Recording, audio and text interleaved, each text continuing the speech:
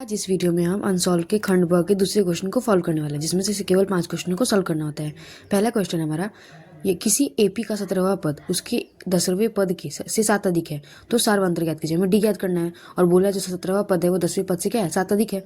तो हम क्या करेंगे, ए 17 को क्या लिख सकते हैं, A1 + 16D और A10 को A1 + 9D। अब ए से ए कट जाएगा, क्या बचेगा 16D बराबर में 9D + 7। अब 16D में से 9D चला जाए तो कितना बचेगा, 7D बराबर 7/7 कट के कितना आ गया, डी का वैल्यू में मिल गया 1। अगला क्वेश्चन है हमारा, समीकरण √2x² + 7x + 5√2 = 0 है।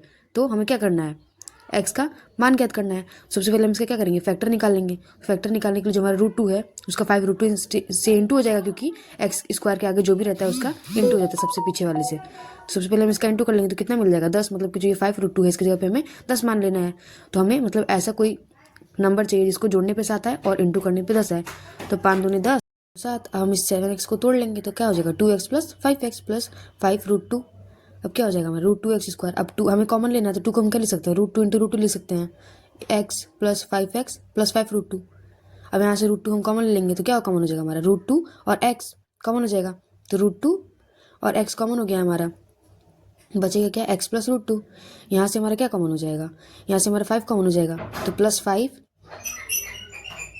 ब्रैकेट में क्या बचेगा हमारा, x + √2। ब्रैकेट के अंदर का सेम है, मतलब कि हमारा फैक्टर सही है। तो x + √2 पहले ब्रैकेट में हो जाएगा और दूसरे ब्रैकेट में √2x + 5।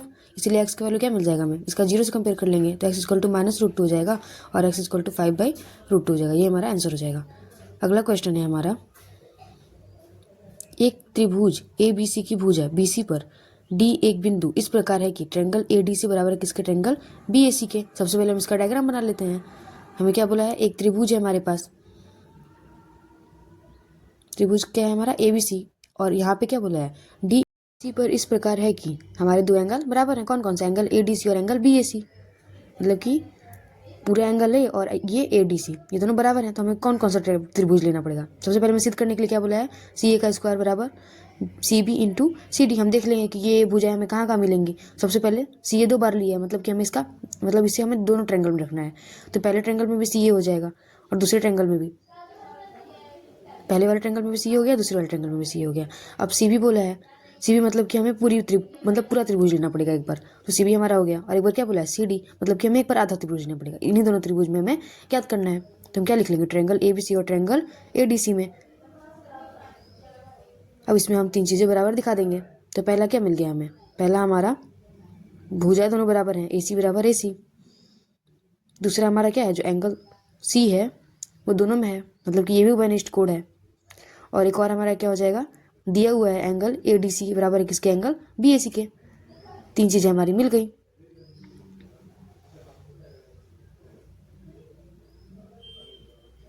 तो यहाँ पे हमारा क्या हो जाएगा, ट्रायंगल ABC सर्वांग हो जाएगा किसके, ट्रायंगल ADC के। इसलिए क्या हो जाएगा हमारा, AC/DC बराबर हो जाएगा किसके, BC/CA के। अब इसका हम क्या करेंगे, क्या हो जाएगा हमारा, हम BC को हटा के CD लिख सकते हैं, क्योंकि दोनों हमारे जो त्रिभुज है वो क्या है, सर्वांगसम है। तो BC को हटा के हमने क्या लिख दिया, CD। अब इसका हम क्रॉस मल्टीप्लाई कर देंगे तो क्या हो जाएगा हमारा, CA का स्क्वायर = BC × CD। हमारा ये प्रूफ हो गया ये क्वेश्चन। अगला क्वेश्चन है, एक चतुर्भुज ABCD किसी वृत्त के परिगत खींचा गया, सिद्ध कीजिए कि AB + CD बराबर किसके, AD + CA के। सबसे पहले हमें क्या करना है, एक हमारा वृत्त है जो कि एक चतुर्भुज के मतलब अंतर खींचा गया है। ये हमारा डायग्राम हो जाएगा, जिसका स्पर्श करती हुई जाएंगी। अब इसका हम नेमिंग कर लेते हैं, ABCD। ये हमारे चतुर्भुज का नेमिंग हो गया। अब जहाँ जहाँ पे टच कर रही हैं उसका भी नाम रख देंगे, MPQRS।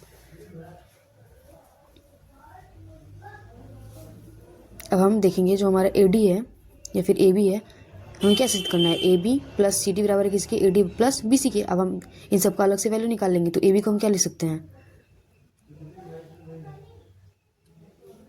AB को हम लिख सकते हैं AP + BP।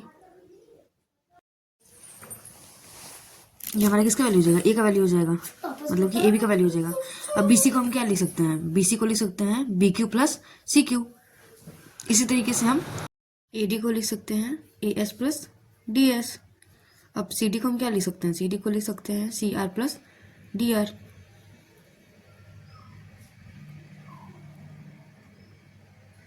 अब इन चारों को अब हम जैसे हमें सिद्ध करना है उसके हिसाब से इन सबको जोड़ देंगे।